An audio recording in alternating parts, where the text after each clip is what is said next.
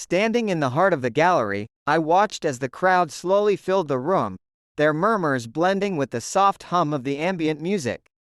The walls were adorned with photographs, each one capturing a moment that, to the untrained eye, might seem like an abstract exploration of light and shadow. But for me, each image was a fragment of a story I had lived through, a story that had torn my life apart. I could see the range of emotions playing out on the faces of the visitors. Some stood in awe, admiring the technical precision and artistic depth of the photographs. Others seemed puzzled, perhaps sensing the undercurrent of anguish that ran through the series but unable to pinpoint its source. And then some looked genuinely unsettled, as if the raw pain embedded in the images had reached out and touched something deep within them. Every photograph on those walls was more than just a visual composition. They were reflections of my soul, torn and fragmented, yet presented for all to see. The lens had captured not just scenes, but the essence of betrayal, heartbreak, and the slow, agonizing process of letting go. As I watched the crowd, I couldn't help but wonder if anyone could truly grasp the weight of what they were seeing, if they could feel the suffocating emptiness that had settled within me when I first discovered the truth. These weren't just photos, they were pieces of a shattered dream, carefully curated and displayed under the harsh lights of the gallery. The irony wasn't lost on me, how something so personal, so devastating, could be laid bare for public consumption. Yet, it was this very exposure that brought a strange sense of closure. The pain that I had so carefully hidden behind a facade of normalcy was now out in the open, no longer festering in the dark corners of my mind. As the exhibition continued, I remained a silent observer, letting the images speak for themselves. Each click of a camera, each whispered comment from a visitor, was a reminder that my story, our story, was no longer mine alone. It had become something larger, a testament to the fragility of human connections and the destructive power of deceit. Even as I stood there, surrounded by strangers who could never fully understand, I felt a sense of peace. The exhibition was my way of taking back control, of turning my pain into something tangible, something that could be seen and felt by others. It was my way of saying that while betrayal had broken me, it had not destroyed me. I was still standing, still creating, still alive.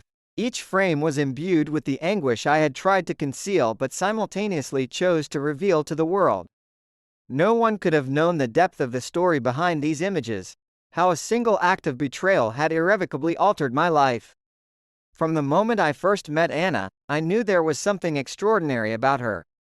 Her eyes sparkled with an intense passion for life, a light that seemed to draw everyone in, but for me, it was magnetic. I couldn't help but fall deeply in love with her.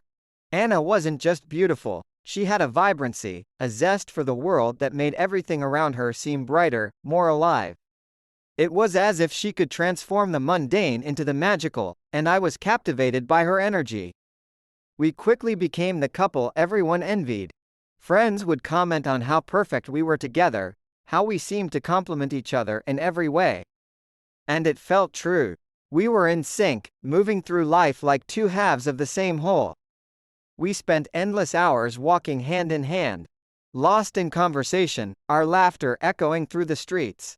Our shared dreams and aspirations knitted us closer, creating a bond that felt unbreakable. Traveling together was one of our greatest joys. Whether it was a spontaneous weekend getaway or a carefully planned vacation, every trip was an adventure. We explored new places, experienced different cultures, and always found a way to make each moment special. Those trips weren't just about seeing the world, they were about building our life together. One unforgettable memory at a time. Our life seemed like a beautiful symphony, each note perfectly harmonized. We would spend lazy Sundays curled up on the couch, talking about everything and nothing. We planned our future excitedly, dreaming about the house we would buy, the children we might have, and the life we would build. Everything was so seamless, so effortless, that it felt as though we were destined to be together. But what I didn't realize at the time was that this perfection was, in many ways, an illusion. We were caught up in the whirlwind of our happiness, blind to the subtle cracks that were slowly forming beneath the surface. The passion that had once felt so genuine and all-consuming would, in time, reveal itself to be something else entirely. Yet, in those early days, I was blissfully unaware. To me, Anna was perfect, our relationship was perfect, and our love was unshakable. Looking back now, I can see how easily I was deceived by the facade of our perfect life. The truth was there, buried deep beneath the surface, but I was too enamored to see it. At the time, I believed with all my heart that we were living a dream, a beautiful, perfect dream that I never wanted to wake up from. But dreams, as I would later learn, have a way of turning into nightmares when you least expect it. One evening, as we sat together after dinner, Anna looked at me with a mix of excitement and nervousness in her eyes. "I've been thinking," she began, hesitating slightly as if unsure how I might react. "I want to take up photography." I was taken aback, not because of the idea itself, but because I hadn't seen it coming. Anna had always been someone who threw herself into creative pursuits, but photography was something entirely new for her. Yet, as she spoke, describing how she had been drawn to the art of capturing moments, freezing them in time, I could see the familiar fire in her eyes, the same fire that had captivated me from the start. It was clear this wasn't just a passing interest. It was something deeper, something that resonated with her on a profound level.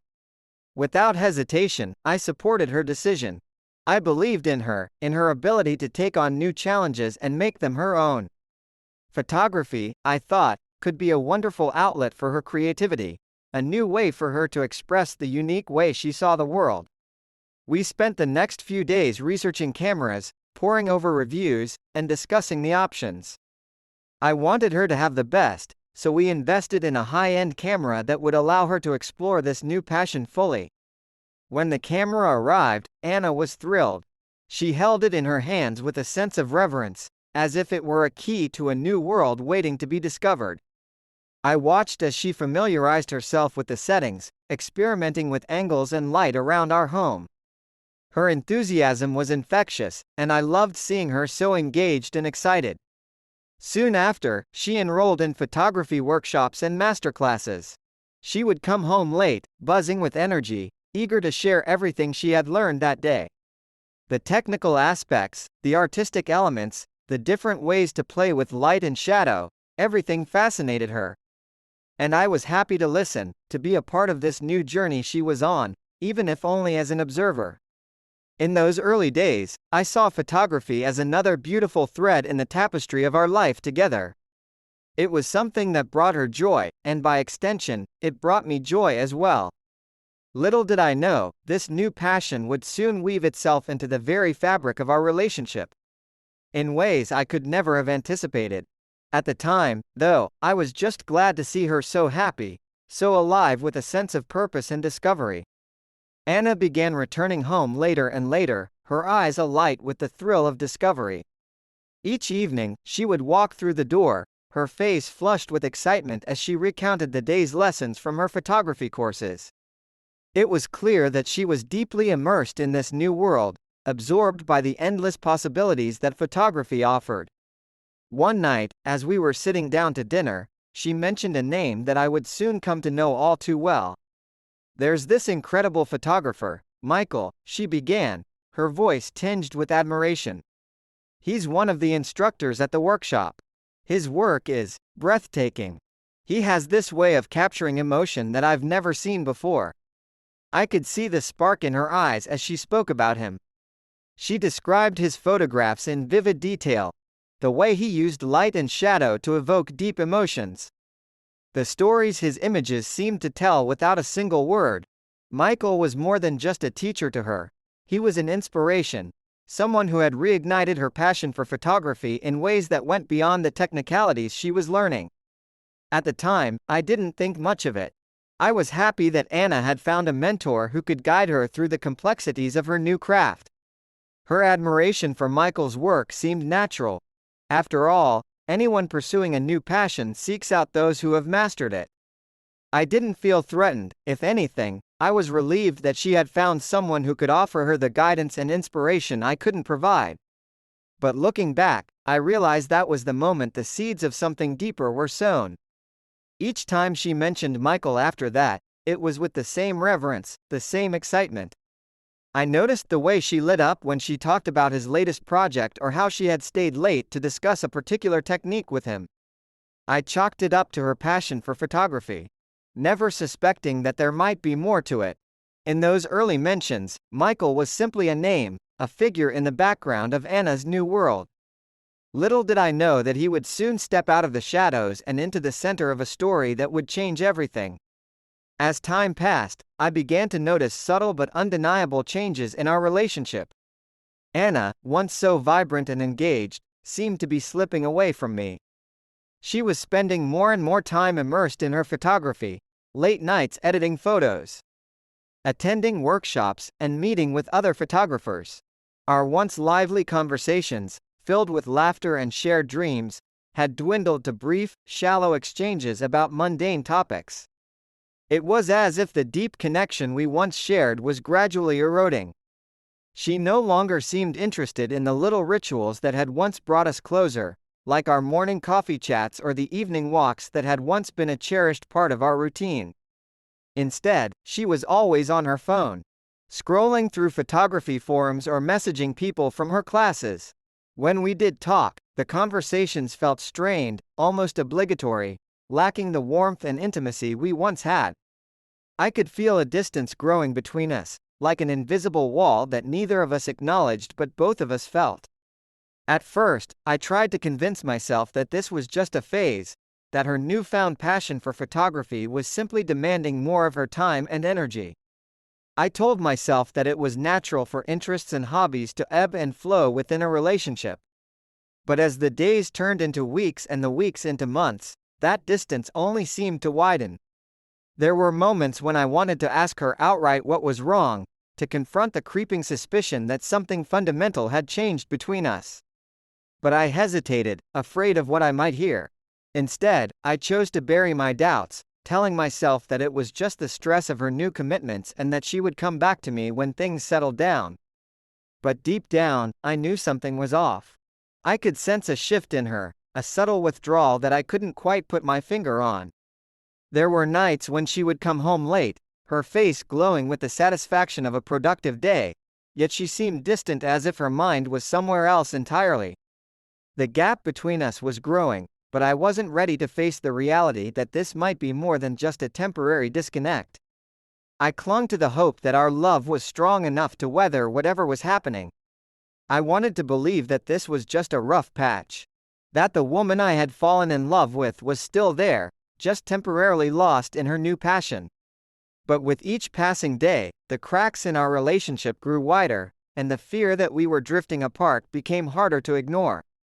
Still, I pushed those thoughts away, not ready to confront the possibility that we were no longer the perfect couple we once appeared to be. One evening, as we were getting ready for bed, Anna casually mentioned that she would be leaving for a few days for a photography assignment. "It's a great opportunity," she said, her voice steady and her eyes meeting mine without hesitation.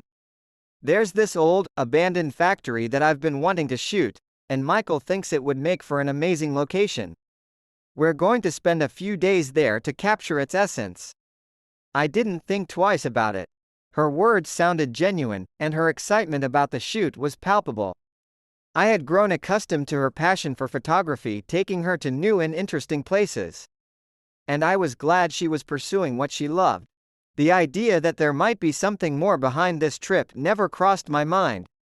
In hindsight, I can see that I was blinded by my trust in her. I wanted to believe that our relationship, though strained, was still built on a foundation of honesty and mutual respect. Her demeanor gave me no reason to doubt her. She was calm, composed, and spoke with the same enthusiasm that had drawn me to her in the first place. There were no telltale signs of deception, no nervous glances, no shaky voice, nothing that would have triggered my suspicions. As she packed her bags, I offered to help, but she gently declined, saying she had everything under control. We talked about the shoot, about the kind of shots she hoped to get, and I even suggested a few ideas. She smiled and nodded, seemingly appreciative of my interest. It all felt so normal, so routine, that I couldn't have imagined the true nature of her plans.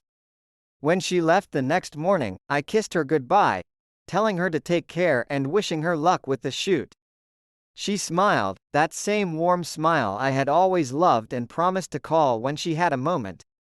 I watched her drive away, feeling a pang of loneliness at the thought of her being gone for a few days, but comforted by the belief that she was doing something she loved. What I didn't know was that this wasn't just another photography trip. It was something more, something that would eventually unravel the carefully constructed life we had built together. But at that moment, as I watched her disappear down the road, I was blissfully unaware of the secrets that were beginning to surface, secrets that would soon change everything.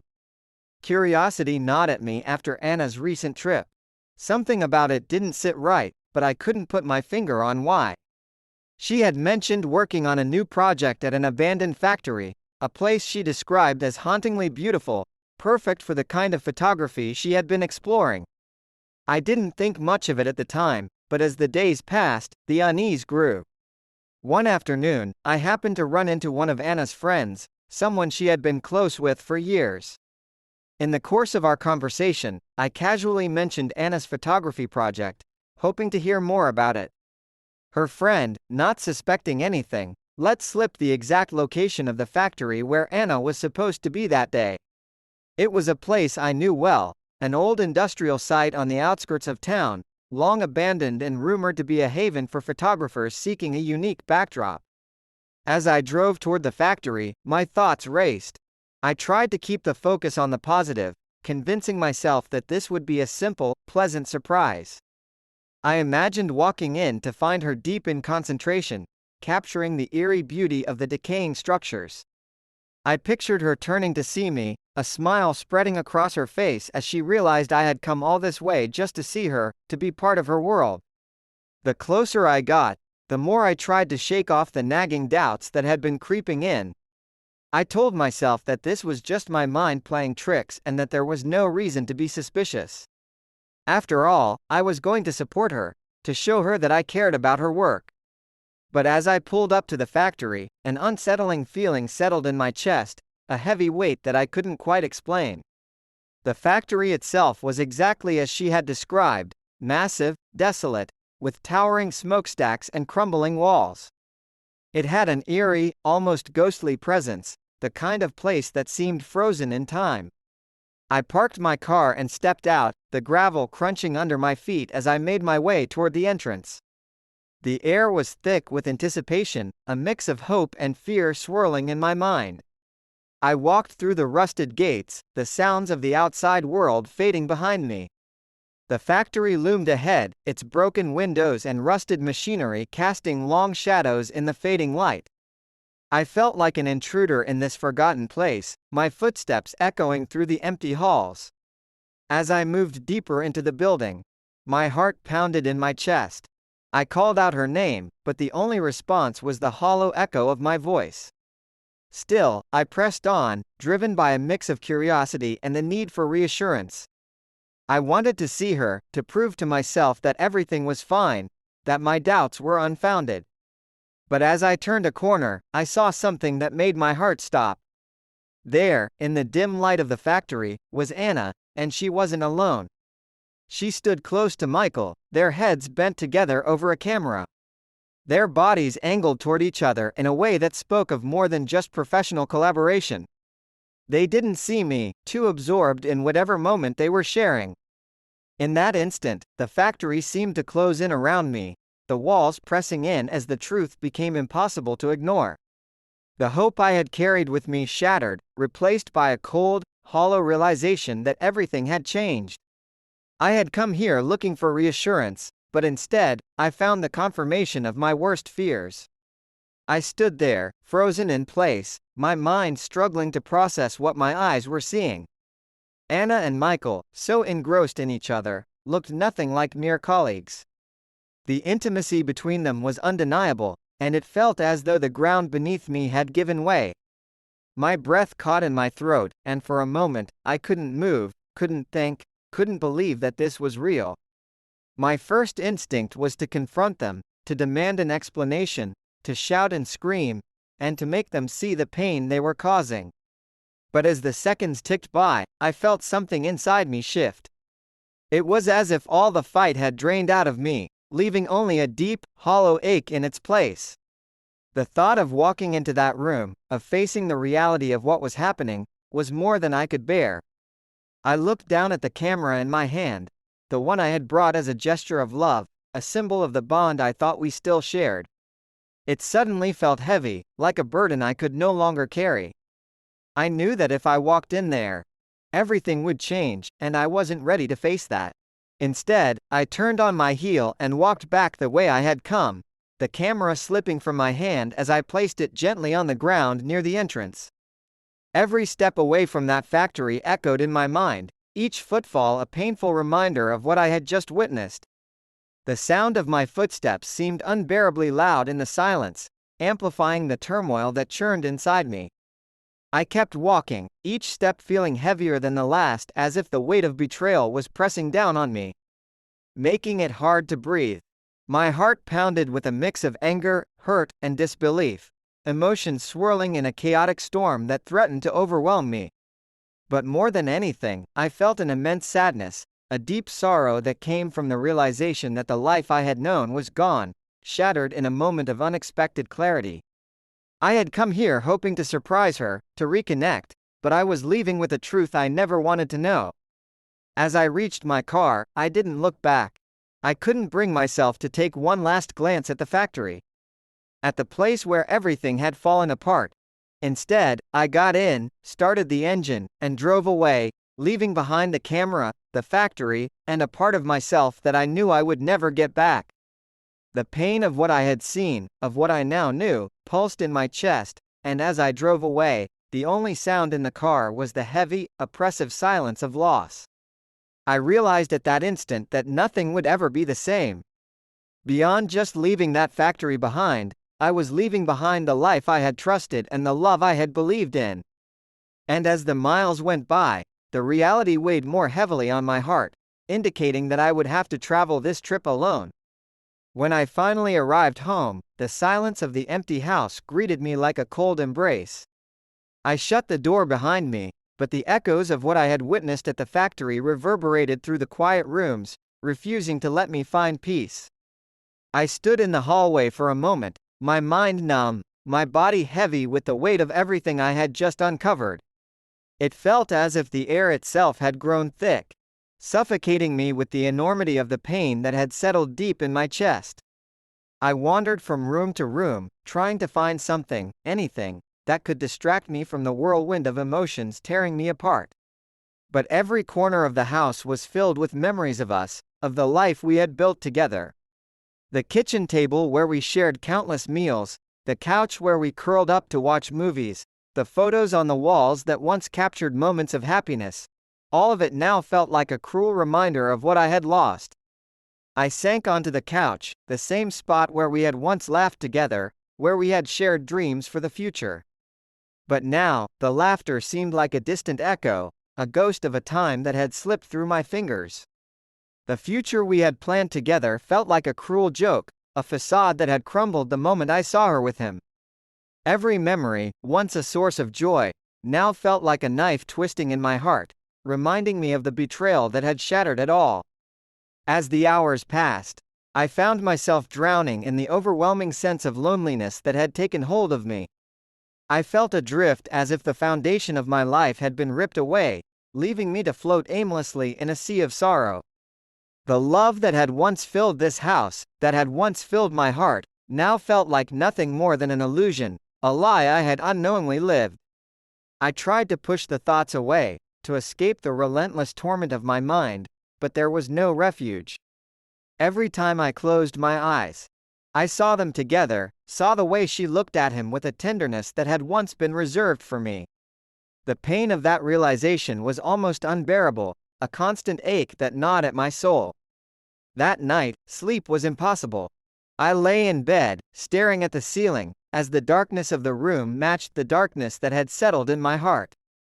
The hours stretched on, each minute a reminder of the space beside me, of the absence of the woman I had once loved so deeply. I felt empty, as if a piece of me had been torn away and would never come back. I was alone, more alone than I had ever been, and the knowledge that our bliss had just been a mirage. I experienced the entire force of my anguish and rage in that quiet moment, as well as the depressing sense of loss that results from witnessing the naked reality. The life we had shared, the love we had built, it was all gone, leaving me to pick up the pieces of a shattered existence. And as I lay there, I couldn't help but wonder if I would ever be whole again, or if the pain of this betrayal would haunt me for the rest of my days. The days that followed were a blur of anger, sorrow, and a desperate search for meaning. I couldn't sleep, couldn't eat, couldn't focus on anything other than the betrayal that consumed my thoughts. The house, once filled with warmth and love, now felt like a prison, each room a reminder of the life that had crumbled before my eyes. But as the initial shock began to wear off, something else started to take its place, a burning desire for retribution. I spent hours in front of her computer, scrolling through the thousands of photos she had taken over the years. I had always admired her work, the way she captured the world through her lens with such skill and artistry. But now, as I looked at those images, all I could see were lies. The beauty that had once drawn me in was tainted, overshadowed by the knowledge of what she had done.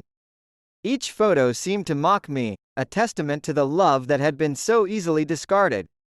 At first, I thought about deleting them all, erasing every trace of her from my life. But as I stared at the screen, the idea of simply moving on seemed impossible. The pain was too raw, too overwhelming to be pushed aside.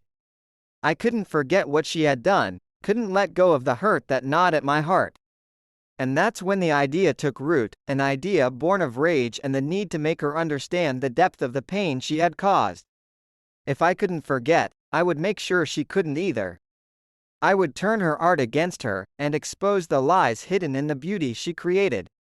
The photos that once held so much meaning for her would become a weapon. A way to show the world the truth of what she had done. It was a twisted plan, one fueled by the agony I couldn't escape, but at that moment, it felt like the only way to reclaim some semblance of control over the life that had been ripped apart. The more I thought about it, the more determined I became. This wouldn't be just any exhibition, it would be a statement, a public unveiling of the betrayal that had shattered my world.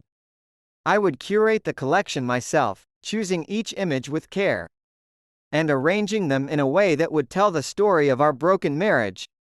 It would be a reflection of the pain she had caused, a mirror held up to her lies, and I would make sure that everyone saw it.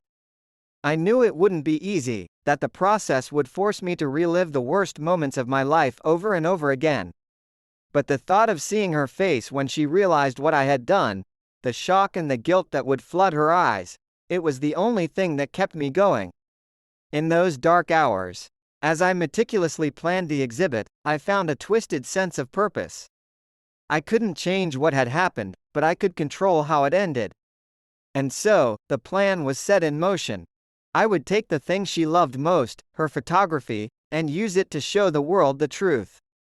The truth of her betrayal, the truth of my suffering. It was a cold, calculated act of vengeance, but it was the only way I could think to make sense of the pain, to find some measure of peace in the chaos that had become my life. With the plan firmly in mind, I began the painstaking process of selecting the images for the exhibition. I named it Shattered Illusions, a title that perfectly encapsulated the fractured reality of our marriage. It was a deliberate choice, a reflection of the betrayal that had turned my world upside down. Every photograph I chose was more than just a picture. It was a symbol of the love that had been destroyed, a visual representation of the lies that had been hidden behind the lens. I started with her work, the photos she had taken with such care and passion. Each one was a masterpiece in its own right, capturing moments of beauty, emotion, and life. But as I looked at them now, all I could see were the cracks in the facade. The smiles, the tenderness, the light that once seemed so genuine now appeared hollow, tainted by the knowledge of her betrayal. I selected those that resonated the most, the ones that told the story of our relationship in a way that was both beautiful and tragic. But I didn't stop there.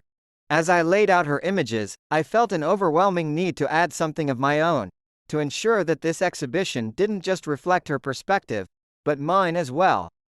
I began to create my pieces, pouring all my pain and anger into them. My work was darker, more visceral, a stark contrast to her polished, composed images. Where her photos captured the surface, mine dug deep into the emotional wreckage left behind. One of the pieces I created was a series of abstract images, each representing a different stage of my grief. They were raw and unfiltered, an honest portrayal of the turmoil that had consumed me since discovering her affair. I wanted the audience to feel what I felt, to experience the hurt, the confusion, the despair that had become my constant companions. In juxtaposition with her elegant compositions, my work told the other side of the story, the side she had tried to hide. As I arranged the photos, the exhibition began to take shape, becoming more than just a collection of images. It was a narrative, a journey through the rise and fall of our love. The contrast between her work and mine highlighted the dichotomy between appearance and reality, between the love we had once shared and the pain that now defined our relationship. Every frame was deliberate, every placement intentional, designed to evoke a specific emotion in the viewer. The more I worked on it, the more I realized that this exhibition wasn't just about her, it was about me, about reclaiming my narrative. It was my way of processing the betrayal, of finding some semblance of closure in the chaos. By the time I finished, Shattered Illusions had become a cathartic expression of my journey from love to heartbreak, from trust to betrayal. As I stood back and looked at the completed collection, I knew that this was my way of taking control of a situation that had once left me powerless. It was my story now, laid bare for the world to see. In these images, I had found a way to express the inexpressible, to turn my pain into something tangible, something that would leave a mark on everyone who saw it. As the final touches were made to the exhibition, one critical step remained: Anna had to be there. I knew that for this act of retribution to have the impact I desired, she needed to see it firsthand, to witness the depth of the pain she had inflicted upon me. I wanted her to stand in that gallery, surrounded by the evidence of her betrayal, and feel the weight of it just as I had thought it. I drafted a simple invitation, careful not to reveal too much. I wrote it in a neutral tone, even inviting, just enough to pique her curiosity without giving away the true nature of the exhibition. I mentioned that I had been working on a project that I was proud of, something deeply personal, and that I would love for her to attend the opening night. The irony of the situation wasn't lost on me. I was inviting her to celebrate the very thing that would expose her deception to the world. As I sent the invitation, a strange mix of emotions washed over me. Part of me felt a grim satisfaction at the thought of her reaction when she walked into that gallery and saw the photos on the walls. I imagined the shock in her eyes, the slow dawning of realization as she moved from image to image, understanding exactly what I had done. But another part of me still wrestled with the remnants of the love I once had for her, the love that had now been twisted into something unrecognizable. I wondered if she would come. Would she be curious enough to accept the invitation, or would she sense that something was amiss? I had been careful, though. There was nothing in the message to suggest anything out of the ordinary. I had even mentioned how much I was looking forward to seeing her, knowing that she would take it at face value, unaware of the storm waiting to be unleashed. The day of the opening drew nearer, and with it, the tension within me grew. I rehearsed the scene in my mind over and over again, imagining how it would unfold. I envisioned her arriving, perhaps even with a smile on her face, expecting to support me in my artistic endeavor. I saw her walking through the gallery, her expression changing as she began to understand the truth behind the images. It would be a moment of reckoning, not just for her, but for both of us. And so, the stage was set. The exhibition was ready, the invitation sent, and all that remained was to wait. I knew that whatever happened that night would be a turning point, a moment of catharsis that would finally allow me to release the anger and hurt that had been festering inside me. Whether she came or not, I was prepared to face the consequences of my actions, to confront the reality of our broken relationship in the most public way possible. In those final days before the opening, as I mentally prepared for what was to come, I found myself strangely calm. The anxiety that had gripped me in the weeks following the discovery of her affair had subsided, replaced by a cold, calculated resolve. I had set out to show her what she had done to me, and now, there was no turning back. The invitation had been sent, and soon, Anna would see the truth laid bare before her, just as I had seen it that day at the factory. As the gallery began to fill with guests, I found a quiet corner from which to observe the evening unfold. My heart pounded with a mix of anticipation and dread as I scanned the room, waiting for her to arrive. The buzz of conversation, the clinking of glasses, the soft murmur of admiration for the photos on display, none of it registered with me. My focus was singular. I was waiting for Anna. When she finally walked in, I felt a rush of conflicting emotions. She looked as beautiful as ever, her face lit with a smile that hadn't yet faltered. For a moment, a pang of doubt flickered through me, but it was quickly extinguished by the memory of what had brought us to this point. I watched as she greeted a few acquaintances, and then slowly began to make her way through the exhibit, her gaze moving from one photograph to the next. At first, her expression was one of curiosity, perhaps even pride, as she recognized her work adorning the walls. But as she progressed through the gallery, moving closer to the pieces I had contributed, I could see the subtle changes in her demeanor. Her smile began to fade, replaced by a furrowed brow and a look of confusion. She paused longer in front of certain images, her fingers lightly touching her lips as if in deep thought. Then, the instant I had been anticipating came to pass. She arrived at the focal point of the display, a collection of images that clearly told the tale of our relationship, from its happy beginnings to its tragic conclusion. I had made sure they couldn't be misinterpreted in any way. The story made sense, and the symbolism was obvious. As she progressed down the line, the images grew darker and more abstract, reflecting the emotional distance that had crept into our lives. The first image portrayed us together, happy and in love. Her eyes widened as realization dawned, and I could see the exact moment when she understood. The color drained from her face, and she stood frozen in front of the final image, one I had taken on that day at the factory. It was a haunting, desolate shot, filled with shadows and space, the camera she had once cherished lying discarded on the ground.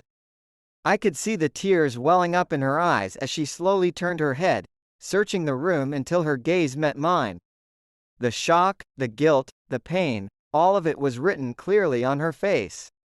I didn't move, didn't break eye contact, letting her absorb the full weight of what she had just experienced. In that charged moment, everything we had been through, every lie, every hurt, was laid bare between us.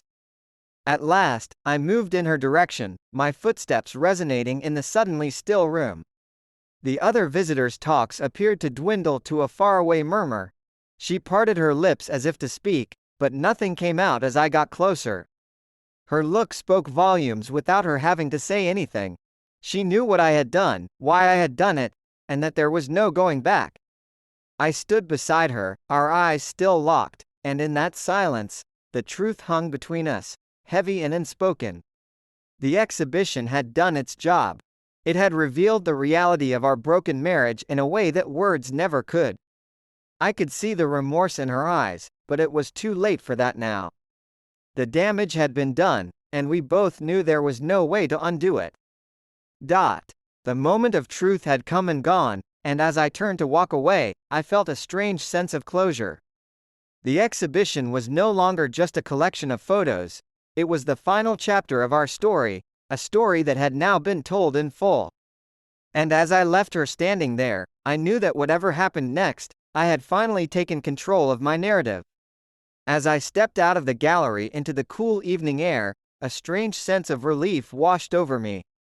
The weight that had been pressing down on my chest for so long, suffocating me, seemed to lift with every breath I took.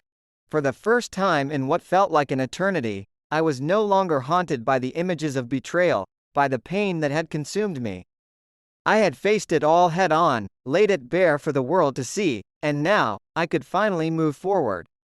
The streets were quiet, the city bathed in the soft glow of streetlights.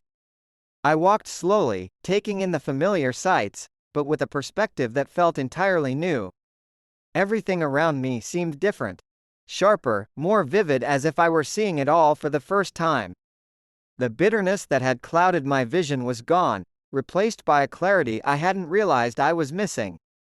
In the gallery, I had left behind not just the photos, but the last remnants of the life I had once shared with Anna. The exhibition had been more than just an act of revenge. It had been a form of release, a way to exorcise the demons that had taken root in my heart. By confronting the truth, and by allowing myself to feel the full extent of the pain, I had found a way to let it go. As I walked, I began to think about what lay ahead. The future no longer seemed like an extension of the past, a place where old wounds would continue to fester. Instead, it felt like a blank canvas, waiting to be filled with new experiences and new memories. The broken pieces of my life, once sharp and painful, now seemed like the raw materials for something new, something better. I didn't know exactly what that new beginning would look like, but I was no longer afraid of it. The fear of the unknown, of being alone, had been replaced by a quiet confidence. I had survived the worst, and in doing so, had discovered a strength within myself that I hadn't known existed. It was a strength that would guide me as I moved forward, step by step, into the life that awaited me. The night air was cool against my skin, invigorating in a way that made me feel alive, truly alive, for the first time in months. The city, once a backdrop to my sorrow, now felt like a place of endless possibilities. As I walked, I found myself looking ahead, not with dread, but with a growing sense of anticipation. The past was behind me, and while its echoes would no doubt linger, they no longer held the power to dictate my future. I was free, finally free, to create something new from the shattered remains of what once was. As I continued down the quiet streets, I realized that this was more than just a new chapter. It was the start of a completely new story, one that I would write on my terms. The illusions had been shattered, but from the fragments, I would build something stronger, something truer. And in that moment, I knew that whatever challenges lay ahead, I was ready to face them. The burden was gone, and in its place was a sense of purpose, a resolve to live my life fully, without the shadows of the past holding me back. A new beginning had arrived, and I was ready to embrace it.